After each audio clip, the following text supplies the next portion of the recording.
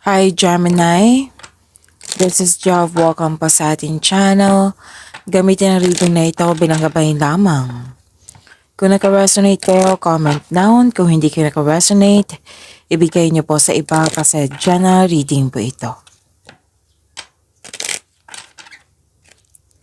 This is for you, Gemini.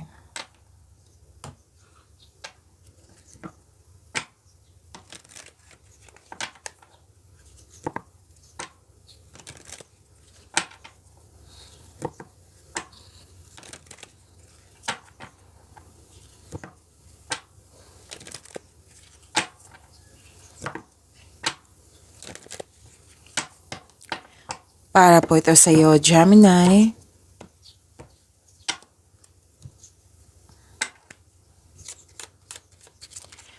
Maraming salamat po sa inyong patuloy na suporta. Maraming salamat din po sa mga nag-donate. At maraming salamat din po sa mga hindi nag-skip ng ads. Sa mga hindi pa nag-subscribe, subscribe na po kayo. At tick bell notification para malaman nyo na may bago tayong video. Para sa mga gustong magpa-reading, comment po kayo ng personal reading. Again, comment kayo ng personal reading and check my reply sa comment section.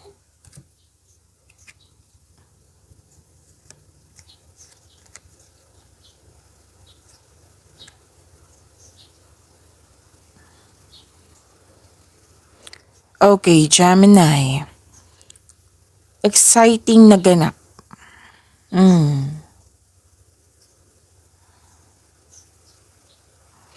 Exciting na ganap. May nag-uusap dito na magkakapatid. At huwag maniwala agad sa chismis. Alamin niyo muna kung totoo ba ito or hindi. Mas lumawak yung ambisyon niyo sa buhay. Nagkaroon ng time for reflection. Nag-iisip kayo kung saan na kayo sa goal niyo sa buhay. Malakas ang iyong intuition. Kung meron mang sikreto, manloloko, nanloko, malalaman mo yan kasi malakas yung intuition mo.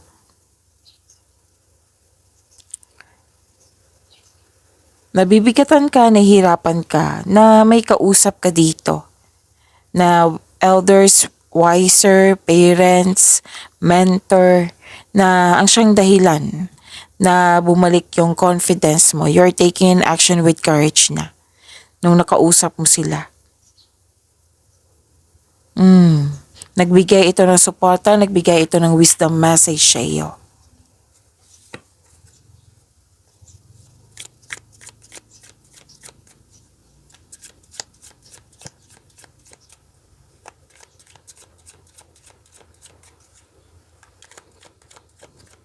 Energy ni Gemini.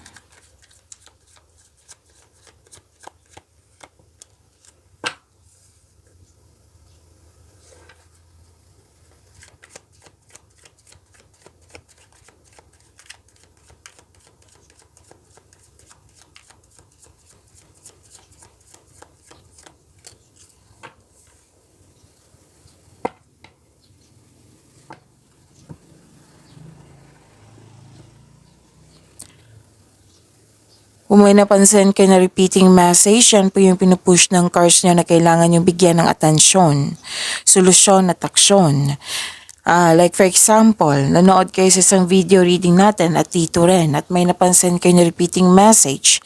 Yan po yung pinupush ng cards nyo na kailangan yung bigyan ng atensyon, solusyon at aksyon kung maaari po. So ano yung energy ni Gemini?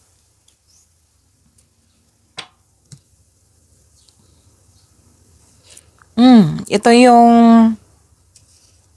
message dito sa Oracle cards nyo na may nagbigay ng wisdom message na ang siyang dahilan na na-motivate kayo. Okay? Na lumabas po siya dito. Naka-receive kayo ng wisdom. Solitude, inner truth, divine inspiration, enlightenment. At kung sa astrology to, this is analytical, gamit yung talino mo ngayon. Kitang-kita ko yung hard work mo dito at nagbigay ka ng mahabang pasensya. Maraming mga tao na takot mag-isa. Baliktad naman sa'yo. Maglaan ng oras upang ikaw ay makapag-isip ng mag-isa, soul searching. You can restore your energy by spending time with yourself. Para sa pagbalik mo, you will feel your energy restored. Naghahanap ka ng sagot sa inyong mga katanungan dito. Naghahanap ka ng solusyon sa inyong problema. So, ang sabi ng card nyo dito, all life's answers are within you. Nasa iyo na po. You need time alone, parang perfect time sa iyo na maglaan ng oras sa sarili. Kumbaga, this is space. Gusto nyo mapag-isa. Kasi 'di ba may tao talagang ganyan na gusto ng me time, alone time para makapagpahinga, para makapag-isip. Oo. Kasi para pagbalik mo niyan, re-energize ka na. Kasi space is a sign of respect sa iyong sarili, sa kapwa mo, sa connection nyo. For you, pahinga ito. Feel free yourself para makapag-isip ka ng maayos. Ang ilan nga dito sa inyo, mas gusto nyo magtrabaho mag-isa rather than in collaboration. Might be nag-rest kayo, nag-meditate kayo ngayon, nag-long walks. Ang ilan sa inyo, nagpahinga na, ngayon kakabalik lang. Or ang ilan sa inyo, nagpahinga ngayon. Or may balak pa. Kailangan talaga to para maging balanse po. 'Di ba? Kung mag-overwork tayo, overthinking, meaning sobra. So, kailangan balanse. Ito, nakikita ko dito na alam mo kung paano to i-balanse. Alam mo na kailangan mo ng pahinga.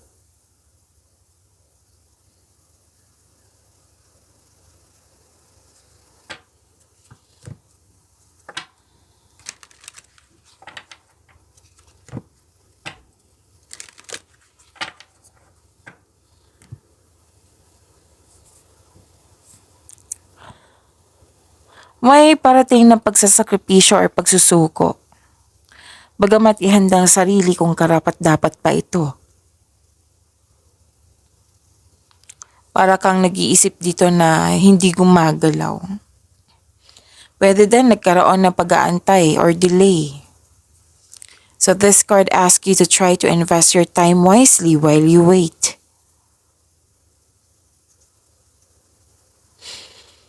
Ay ilan sa inyo dito nag-decide na mag-focus sa inyong sarili. This is a sign for you to love yourself more. Ang ilan dito nag-iisip kung worth it ba magstay kasi ilang years na. Remember, this is your energy. It might be this is your personal life or it might be this is about your love life or career mo. Basta nag-iisip dito kung worth it ba magstay kasi ilang years na. So meaning to say this is growth. This is about growth. Gusto mo ng growth.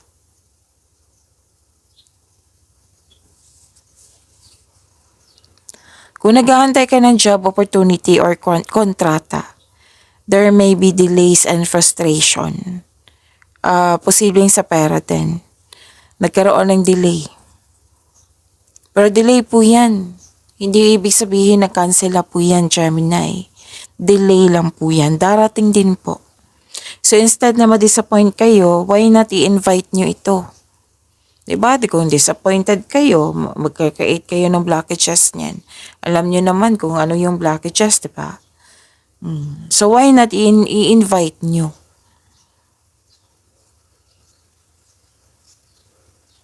Sa kaperahan, huwag magdesisyon agad na mag-invest or maggasta sa isang bagay. Pag-isipan ng mabuti. Kaya kitang-kita ko dito yung time for reflection which is nag-clarify na naman dito. Take time to reflect and surrender to the present moment as fully as you can.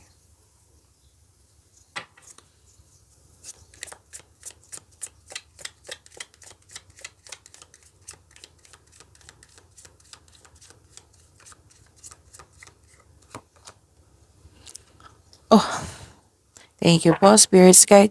Universal Wisdom. Oh, Wisdom message, andito rin. Universal Wisdom. The universe is full of wisdom. Seek in its guidance.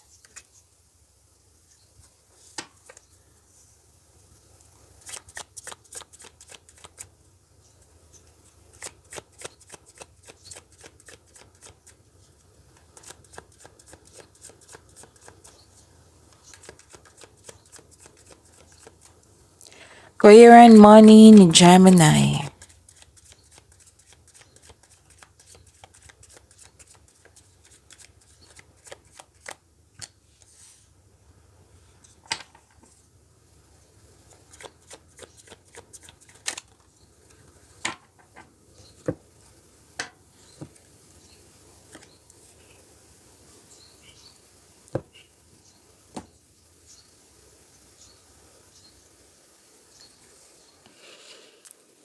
You are very inspired.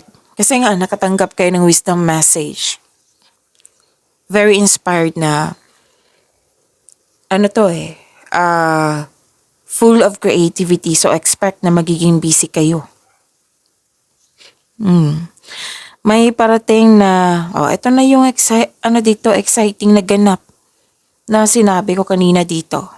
Exciting na ganap, diba? May exciting na ganap. May parating na exciting na ganap, nakaka-inspire na chances upang palawakin ang iyong career and money. Pwede din pagsisimula ito sa bagong proyekto, bagong simula sa trabaho, negosyo ba ito, proyekto, basta bagong simula. Na magiging creative kayo, na magiging busy kayo. Dahil nito mapapansin ka ng mga tao na at soon magbubunga yung pagsisikap at dahil sa achievement na ito, okay? Dahil sa achievement na ito, magkakaroon ng financial growth and stability. So this card asks you to stay open sa mga signs na bigay ni universe and take action when they appear. Ito din yun The universe is full of wisdom, seek its guidance. Okay, makinig, lalo na sa inyong intuition.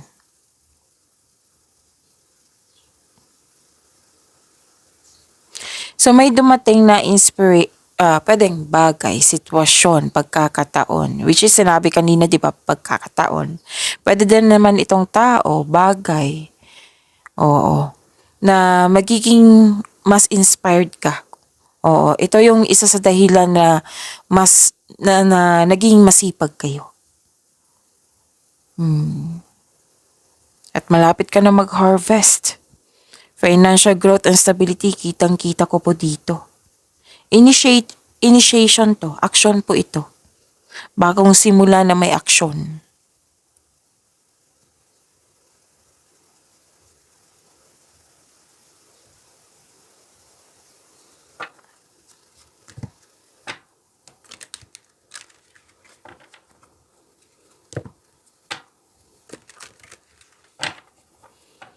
Ang ganda nito kasi this is wealth and generosity.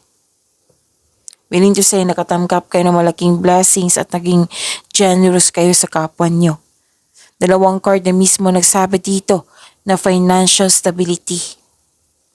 Pwede din yung opportunity sa inyo is a leadership role. Na in-offer sa iyo. Or di kaya'y leader na kayo ngayon na ginampanan nyo ng mabuti yung pagiging leader nyo.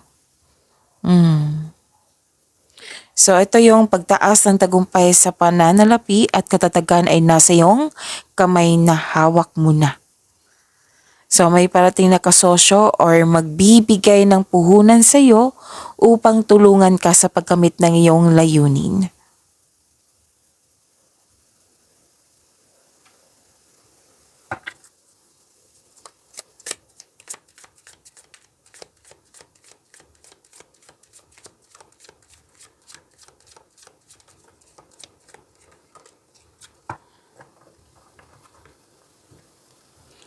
Activation. You're unlocking your soul's purpose and receiving divine gifts. Wow. This is gift from the universe. Okay? Tap into your ancestral memory and inner wisdom to awaken your soul.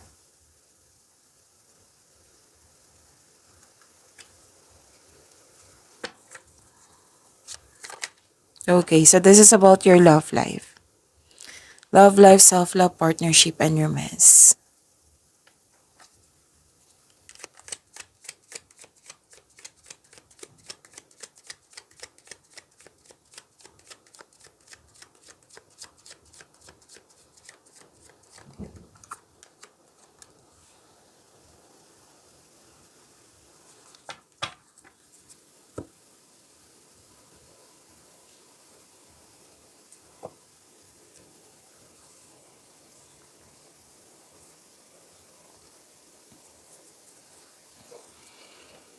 Okay, so this is growth and patience.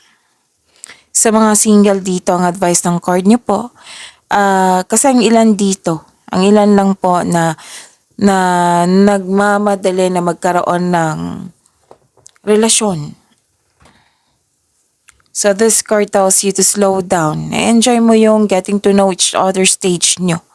Pwedeng parating pa ito or dumating na.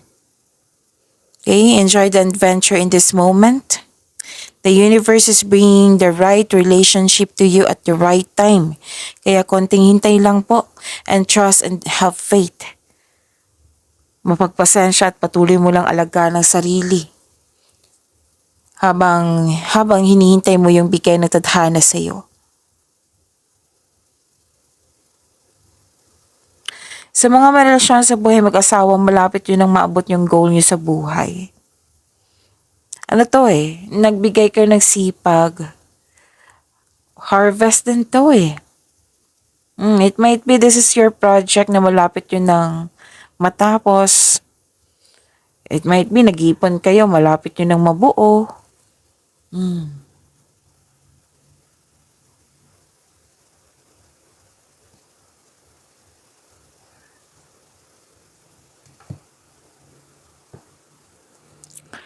So this is emotional offerings. Okay, para sa mga single, parating ng ideal partner nyo. Dalawang card na mismo nagsabi dito na take things slow, kilalanin mo muna. Wala namang sinabi yung cards dito na masama ba or magkakaproblema ba. Advice lang po ng card na kilalanin ng mabuti. Take things slow. Kasi nakita ko dito nagmamadali kayo. Parang masyadong madali yung sitwasyon. So, take things slow. Sa mga relasyon sa buhay mag-asawa, may pangyayaring aminan. May pangyayaring aminan, posibleng proposal po.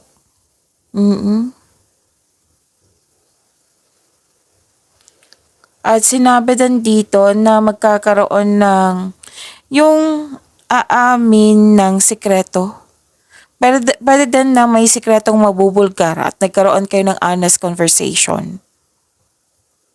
Kasi mataas ang yung intuition eh. Yung sabi ko kanina sa inyo, dito pa lang.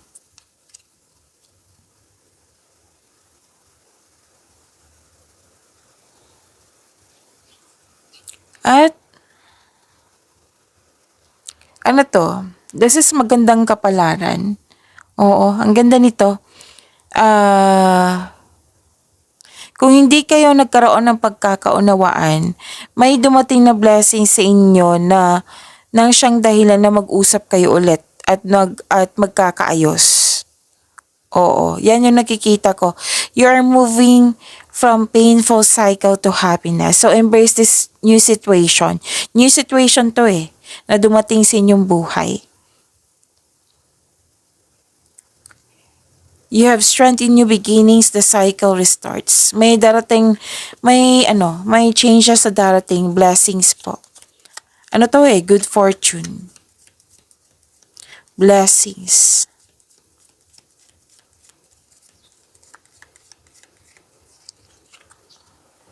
Passion, a magnetic and seductive quality surrounds you at present, enjoy it. Pagyamanin niyo po yung blessings sa binigay sa inyo. Gemini, see you tomorrow. Maraming salamat po.